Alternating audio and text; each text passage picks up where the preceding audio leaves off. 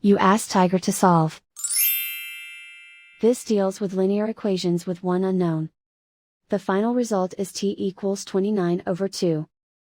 Let's solve it step by step. Group all t terms on the left side of the equation. Subtract 2t from both sides. Group like terms. Simplify the arithmetic. Group like terms. Simplify the arithmetic.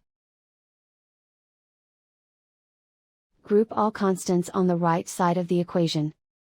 Subtract 7 from both sides.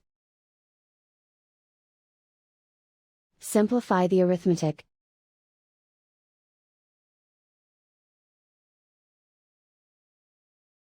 Isolate the t. Divide both sides by 2.